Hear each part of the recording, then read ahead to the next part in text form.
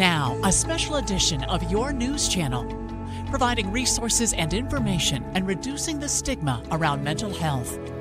This is Be Mindful.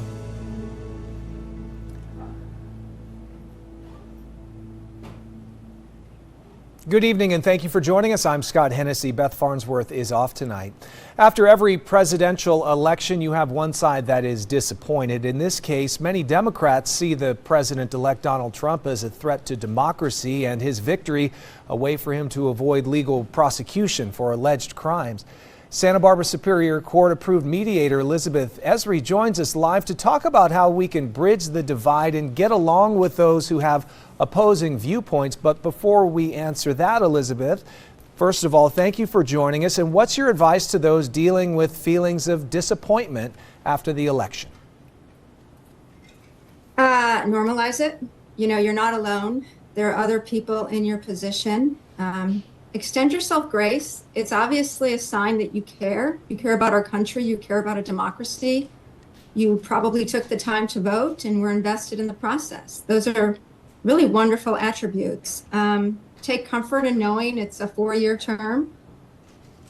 Put it in perspective. You know, we can't control everything. This has always been the case of elections. One side wins, one side loses. So I think those would be my best pieces of advice at this point. Very good. So much goes into it, and some people are taking some time away at this point, right? Disengaging from consuming information about politics, at least for now. Can that be a healthy way to handle the situation? Absolutely. And if that's too hard, because I love my nightly news, then watch the news while you're cooking or playing cards. Or sometimes it's easier to read the news than to watch the news. So yeah, you should do whatever you need to do to be mindful about your circumstances and take care of yourself. Now, we're coming up on the holidays when we're bound to encounter friends and family members who hold opposing views on the election and various hot-button political issues. What's your advice on navigating these kinds of gatherings when politics come up in conversation? Listen and don't make assumptions. You know, it's people may have voted for a myriad of reasons. And if you really do want to engage in conversation with someone so that you can learn, then you should be asking questions and you should be listening as if you've never felt you could complete that person's sentences before. And that's a whole new level of listening. And then you should also be really mindful about what you say. You know, is it necessary? Is it kind? And really take pause in how you converse with people you love and why you're conversing this way with people you love. And hopefully that will guide you.